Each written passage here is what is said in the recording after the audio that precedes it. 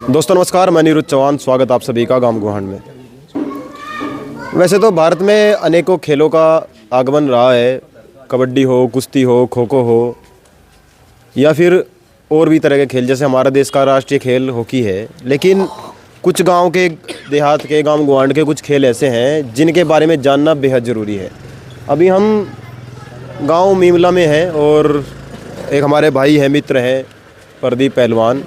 एक छोटी सी शुरुआत करना चाहते हैं कि हमारे क्षेत्र के बच्चे किसी तरीके से स्पोर्ट के माध्यम से आगे बढ़ें और अपने स्वास्थ्य भी रख सकें, अपने आप को मजबूत भी रख सकें और आगे जो भर्तियाँ आती हैं उनमें भी सिलेक्शन उनका हो सके। और सबसे पहले मैं रवि भाई से बात करूंगा, क्योंकि रवि भाई युवा हैं और युवाओं की इस समझ को किस तरीके से वो देखते हैं कि हमें इस तरफ जाना चाहिए। बच्चे 10वीं करते हैं, 12वीं करते हैं और फिर एक लाइन की तरफ चल देते हैं, मुझे ये बनना है, मुझे ये बनना है, जबकि जीवन वहाँ से शुरू नहीं होता। उसके बाद बहुत सारी चीज़ें हैं जो हमसे छूट जाती हैं, खासकर गांव के बच्चों से। एक चीज़ और होती है कि अगर 10वीं में किसी के नंबर बच्चे के साइंस में 90% आ गए तो माँ बाप प्रेशर करके बच्चे पर उसको भी साइंस दिलवाएंगे, जबकि उसका मूड जो है कुश्ती का है।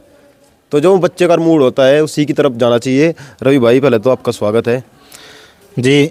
आपका भी बहुत बहुत स्वागत है और गांव गोहांड के सभी दर्शकों को मेरी तरफ से नमस्कार। जैसा 17 तारीख में एक प्रोग्राम होने जा रहा है जी, तो आपको तो पता ही होगा उसके बारे में। जी 17 तारीख को जो हमारे यहाँ चौधरी वीरेंद्र सिंह मंत्री जी ने ये जब सिंह वो बनवाई एकेडमी, ये प्रदीप भाई है, हमारे छोटे भाई हैं, वहाँ पे कोचिंग दे रहे हैं रेसलिंग की। तो इन्होंने कंपटीशन करवाया वहाँ 17 तारीख को। बहुत दूर दूर से बड़े नामी ग्रामी पहलवान आएंगे। अर्जुन अवार्डी अंडर 70 ये प्रतियोगिता है और इसकी तैयारी हम लोग कर रहे हैं। कई दिन से क्षेत्र में प्रचार कर रहे हैं, सोशल मीडिया से भी। और मेरा खुद का मानना है यार, मैं अपने समाज के लोगों से भी ये अपील करूँगा कि हमारे जो बच्चे हैं, देखो उसमें एक बात ये है कि एजुकेशन मस्ट है हर बच्चे के लिए। एजुकेशन ज़रूर चाहिए, लेकिन वो तालीम के साथ साथ में खेल को भी अपने जीवन का एक हिस्सा बनाएं, क्योंकि इसके माध्यम से हमारे देश में बहुत बड़े बड़े नाम गुजरे हैं। तो मेरा ये कहना है सभी लोगों से, यही युवा साथी हैं, विनीत भाई खड़े हैं, और हमारे यहाँ पश्चिम उत्तर प्रदेश में रेसलिंग पहले मिट्टी पर जो होती थी, आपने देखा होगा, हमारे बड़े खूब मतलब लड़ते थे दंगल में भी। अब वो दूसरा तरीका उसका आ गया मैट का। और ये मेरा समाज उससे काफ़ी दूर है। अब तक भी कोई ऐसा बड़ा नाम अब तक नहीं गुजरा है समाज से, लेकिन वो प्रदीप भाई यहाँ पहल कर रहे हैं, कोचिंग दे रहे हैं, बहुत मेहनत कर रहे हैं और काफ़ी बच्चे इन्होंने यहाँ पर तैयार किए हैं। और मैं ये भी आशा करता हूँ, मुझे पूरा विश्वास भी है, आशा नहीं सिर्फ, कि आने वाले समय में हमारे ही क्षेत्र से एक बड़ा नाम रेसलिंग के माध्यम से इस समाज को मिलेगा। धन्यवाद। तो प्रदीप भाई, क्या तैयारी है 17 तारीख में? कौन कौन आएगा? कुछ पहलवानों के नाम बता दो। और किस तरीके से दिमाग में, किस क्षेत्र में इस तरह की मिट्टी है कि यहाँ पे कुछ उगना चाहिए, बंजर भूमि में भी? इसमें कंपटीशन छोटे बच्चों के लिए कराया है मैंने। इसमें अंडर 12 और अंडर 15 और अंडर 17 तक के बच्चे हैं। इसमें 13 वजन है, 10 वजन लड़कों के हैं और 3 वजन लड़कियों के हैं। तो लड़कियों के भी वजन है। इसमें जो मुख्य अतिथि है चौधरी वीरेंद्र सिंह जी है और मनीष चौहान जी है। और वैसे तो अर्जुन अवार्डी पहलवान है सुनील राणा दां से, वो आएंगे। कल का तोमर है मेरठ से, जो सबसे पहले महिला में जो बाहर से विदेश से मेडल लेके आई थी, तो पहली महिला रेसलर थी अलका तोमर जी, वे भी आएंगी। और बबीता नागर भी से भी बात हुई है, वे भी आ सकती हैं। तो इसमें इसलिए किया कि बच्चे देखें यहाँ पे। क्या वैसे जैसे कितना लगभग, जैसे आप बुला रहे हैं, तो कुछ खर्च भी आएगा या फिर यूँ ही चल जाएगा काम? नहीं, खर्च आएगा, बच्चों को इनाम का वो सब कुछ। तो ये खुद की जेब से करना पड़ेगा या चाहते हो कि समाज की तरफ से कुछ मदद मिले? समाज से बहुत मदद मिल रही है और आगे भी बहुत लोग एग्री हैं कि भाई हम करेंगे। मंत्री जी का बहुत बड़ा सहयोग है, उन्होंने उन्हीं के आशीर्वाद से जो आपने ये चीज़ चालू की है, उन्हीं का आशीर्वाद है ये। अब क्या कहना चाहोगे, जो दर्शक हैं हमारे, उन्हें क्या संदेश देना चाहोगे आप? भाई ये ज़्यादा से ज़्यादा से संख्या में वहाँ पर आए और आकर के खेल की शोभा बढ़ाए और आगे अपने बच्चों को लिए प्रोत्साहन करे कि आगे बढ़े और खेले। इससे देश का नाम रोशन होगा, समाज का नाम रोशन होगा। किस टाइम से शुरू होगी ये प्रतियोगिता? सुबह 10 बजे से स्टार्ट हो जाएगी। सुबह 7 बजे वजन होगा, 7 से 9, 10 बजे कुश्ती स्टार्ट हो जाएगी और शाम तक कुश्ती होगी। मैट, सभी कुश्ती मैट पे होगी।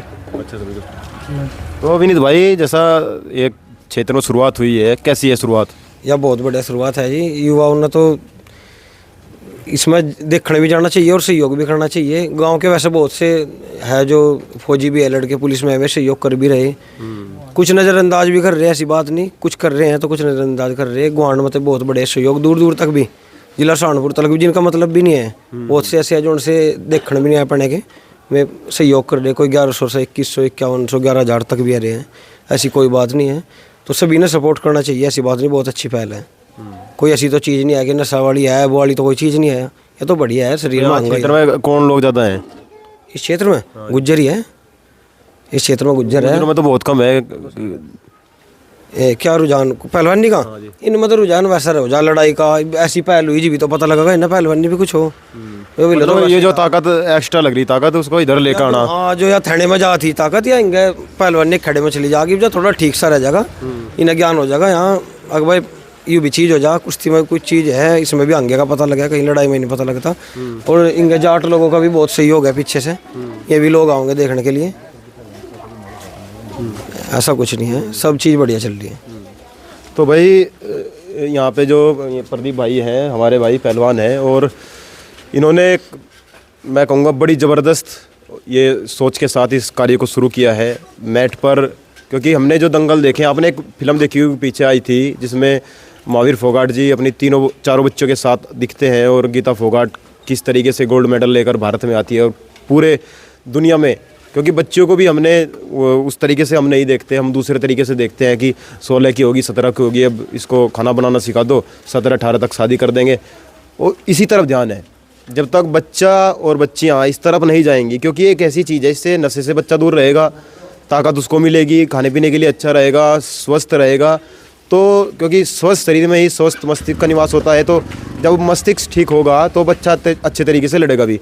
और हमारे साथ में ताऊ जी भी हैं, उनसे भी हम बात करेंगे। ताऊ जी हमारे साथ में। ताऊ जी, जैसा भाई ने शुरुआत किया, आपको कैसा लग रहा? मैं तो इस काम का मैं भी कुछ छोटा सा शौकीन था। वैसे दंगल तो मुझे कोई किया नहीं, लेकिन खेती बाड़ी में चलता रहा, और मेरे परिवार में कई पीढ़ियों से हर पीढ़ी में पहलवान होते आए, और मैं भी यही चाहता हूँ कि ये भी पहलवान हो, और प्रदेश के देश के साथी परिवार के बच्चे भी इसी लाइन पर लगें, ताकि जान जो शरीर में हो, ताकत के मुकाबले इंसान के पास किसी चीज़ की ताकत नहीं होती। पैसा है किसी पे, बाकी जो शरीर की ताकत है वो मैं सबसे ज़्यादा अहम मानता हूँ। और उस अहम मानने के लिए हमारे देश के, हमारे प्रदेश के बच्चे खा पी के ताकतवर होंगे, अच्छी लाइन पकड़ेंगे, तो तभी देश बच सकता है। उसे मुझे उम्मीद नहीं लग रही नशेबाजी की वजह से, राजनीति की वजह से, और हमको जो घुमा फिरा जा रहा है, सरकार भी हमारे साथ कुछ अच्छा नहीं कर रही।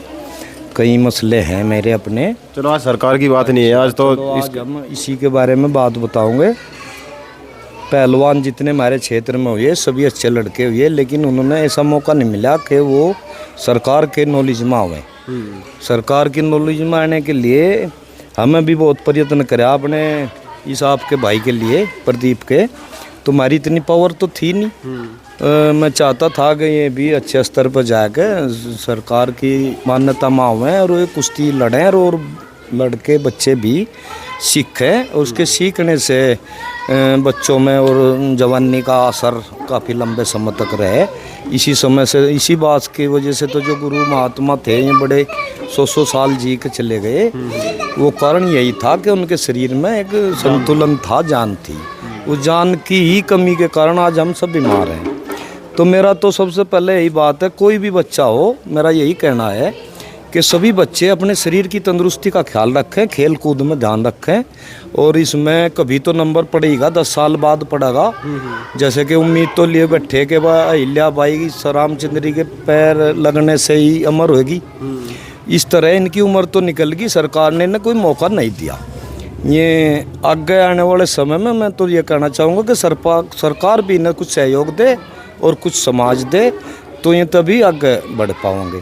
अगर ये आगे बढ़ेंगे तो हमारे बिरादरी का भी नाम होगा, एक समाज में युवा वर्ग का भी नाम होगा, चाहे वो युवा किसी भी जाति का है। हमारे क्षेत्र में ना शामली में बड़ा नशे का बड़ा मतलब जाल बुन गया है, एक बड़ा बुरी हालत नशे से हो चुकी है। गांव के जो बच्चे हैं जिनकी उम्र मात्र 16-16 साल है, वो उस उम्र में दारू का स्मैक का, ड्रग्स का नशा ले रहे हैं, अगर वो इस तरफ जाएंगे, माँ बाप को इस चीज़ की तरफ ध्यान देना चाहिए। अगर इस तरफ बच्चा जाएगा तो इन चीज़ों से बचेगा। और ये जो शुरुआत हुई है, और शायद हम परसों एक वीडियो बनाए मैट पे किस तरीके से कुश्ती होगी और किस तरीके से वहाँ बैठने की व्यवस्था रहेगी, पूरा दिखाने की कोशिश करेंगे। आज की वीडियो का मकसद सिर्फ इतना है, जो भाई सहयोग करना चाहते हैं हम नंबर मेंशन कर देंगे, आप नंबर पर वो राशि भेज सकते हैं, या फिर मिलकर भी आप भाई से वो राशि भेज सकते हैं, या फिर कुछ चीज़ें हैं जो आप दे सकते हैं आकर, जैसे मेडल हो गए, इस तरह के कोई सामान दे सकते हैं आप। तो परसों तरसों में हम एक वीडियो और देंगे। आज का वीडियो का मकसद था सिर्फ आप तक मैसेज भेजना कि इन चीज़ों के माध्यम से आप समाज को जागरूक कर सकते हैं, समाज को एकजुट करके इस तरफ भेज सकते हैं, जिससे समाज में जागरूकता आएगी, जिससे समाज के लोग, समाज के युवा इस चीज़ की तरफ चलेंगे और देश का जो युवा है वो जागरूक होगा। खैर, जुड़े रहेगा गांव गुहांड के साथ। जय हिंद, जय भारत।